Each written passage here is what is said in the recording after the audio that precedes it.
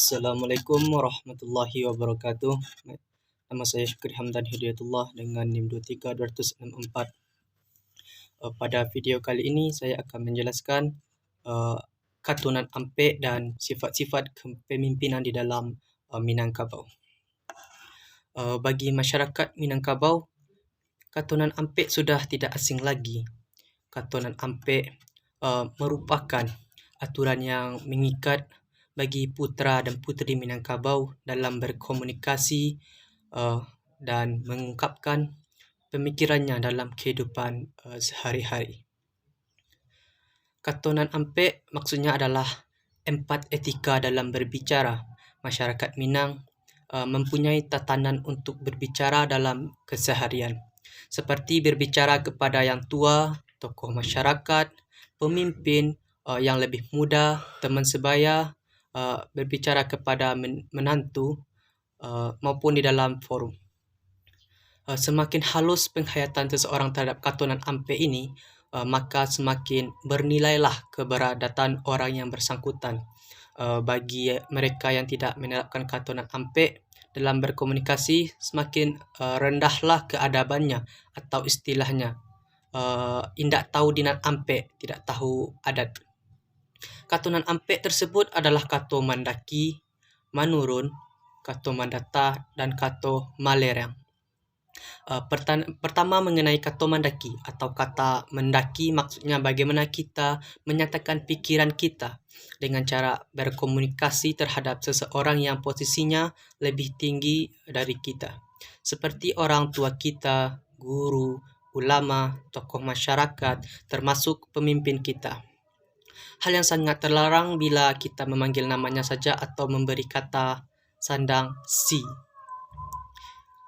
Kedua, kato manurun atau kata menurun adalah cara berkomunikasi dengan seseorang yang posisinya di bawah kita atau lebih muda usianya dari kita.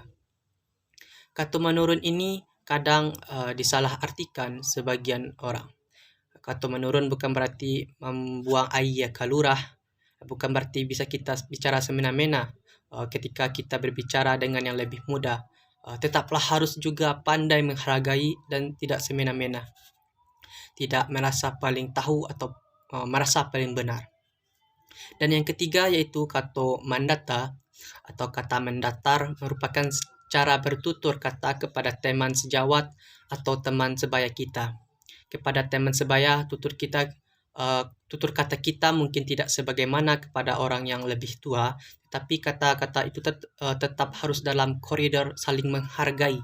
Walaupun dengan teman sebaya kita harus tetap saling menghargai dalam berbicara.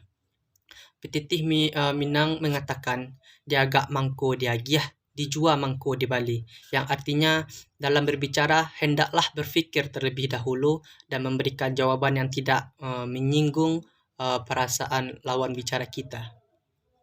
Dan yang keempat ada kato malerang atau kata malereng, adalah bagaimana cara berkomunikasi dengan pihak yang rasanya janggal apabila mengungkapkan perasaan atau pikiran kepadanya secara gamblang atau secara terus terang.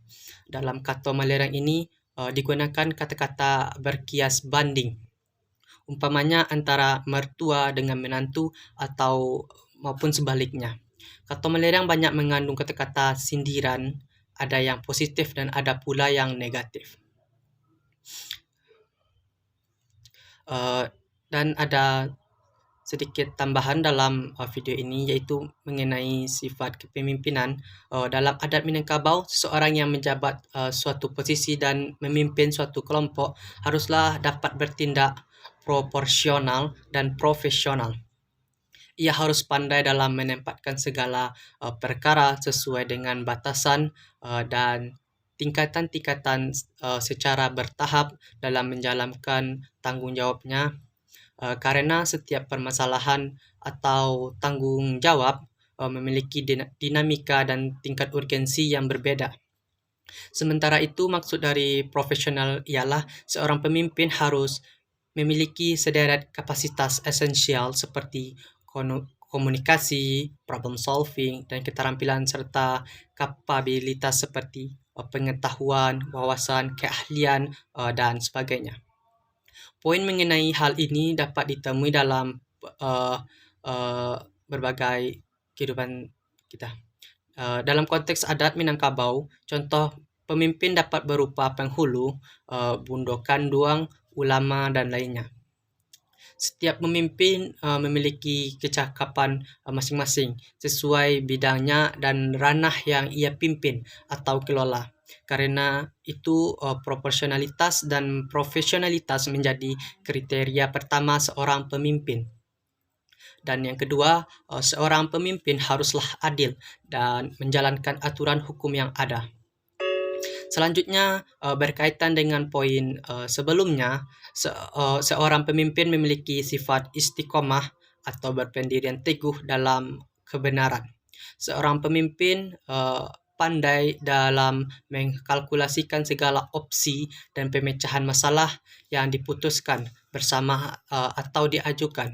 Hal ini disebabkan oleh usaha dalam pencarian kebenaran dan penegakan hukum oleh pemimpin tersebut. Sifat kepemimpinan Minangkabau mengidentifikasi sifat Nabi besar Muhammad SAW, yakni siddiq, iaitu benar, amanah, dapat dipercaya, fatanah, sifat cerdas, dan takblik, artinya bisa mendidik.